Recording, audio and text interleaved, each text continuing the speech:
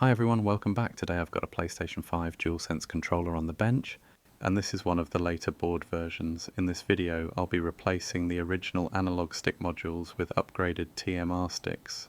These are a good upgrade if you're trying to reduce the chance of stick drift, and they can give the controller a much better feel when set up correctly. First things first, let's get the controller stripped down. I'm starting by removing the black trim from the front of the controller. I usually begin at the bottom near the handles and gently work the trim loose. You don't want to rush this part because the clips can be tight and it's easy to mark or damage the shell if you force it.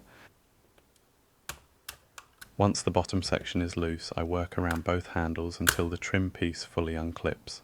Next I'll remove the L1 and R1 buttons. These just clip into place, so I'm carefully popping them off to get access to the screws underneath.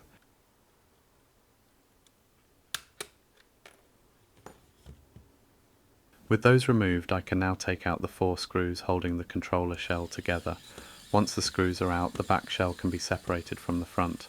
Again, take your time here. There are clips around the controller and you don't want to pull too hard because there are internal parts and ribbon cables inside.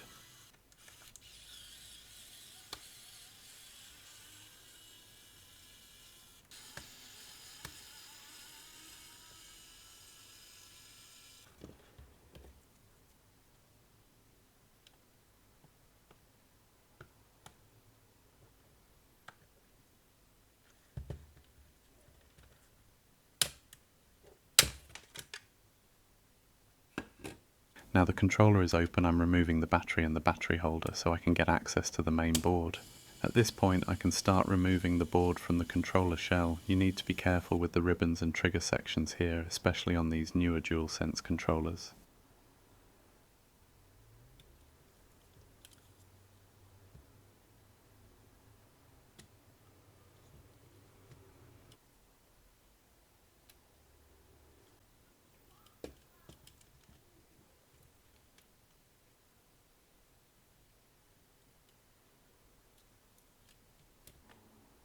Now we need to desolder the 8 wires so the board can be fully removed from the controller. Before removing them, it's a good idea to take a photo or make a note of where each wire goes, as they need to be soldered back in the correct order later.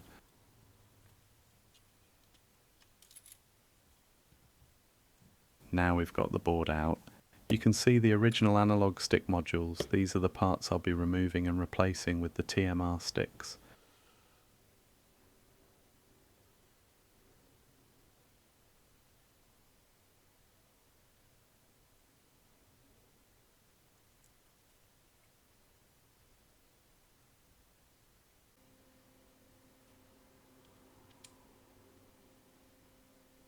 I'll be removing the original analog modules using a hot air rework station. For this part I've got the temperature and airflow set quite high, which allows the solder to heat evenly and makes the modules much easier to remove without damaging the board.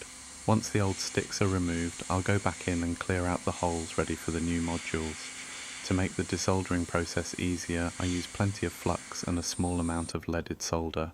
The leaded solder has a lower melting point compared to the original lead-free solder, so it helps everything flow better and makes the old solder much easier to remove. After that, I can clean the pads up properly and get the board ready for the new TMR sticks.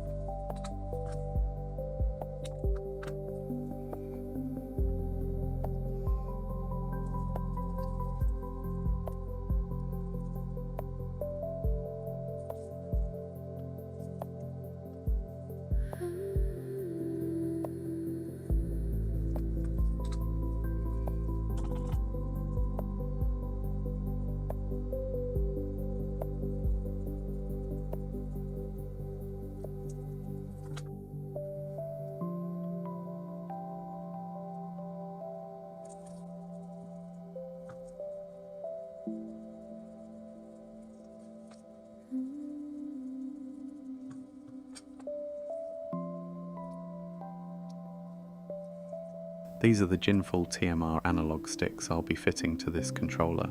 They're designed as an upgrade over the standard Analogue modules and are a good option for reducing the chance of stick drift.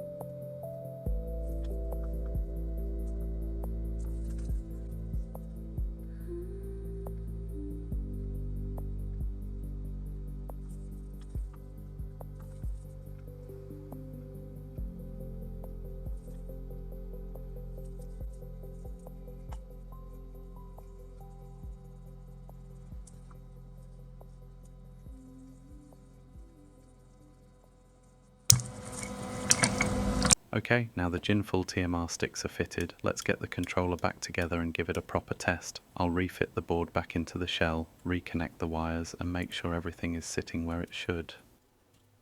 After that, we'll connect it up and test both analog sticks to make sure they're moving smoothly, returning to center and working as they should.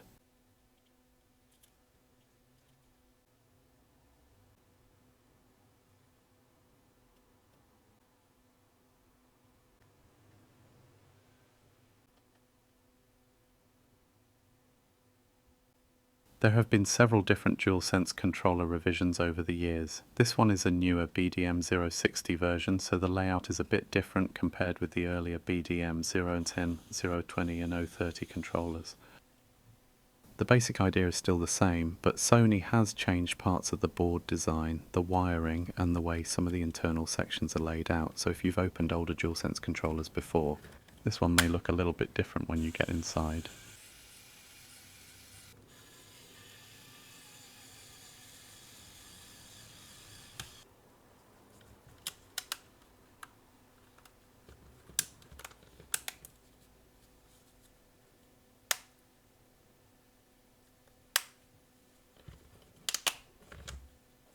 Now let's connect the controller up to a PC and give it a proper test.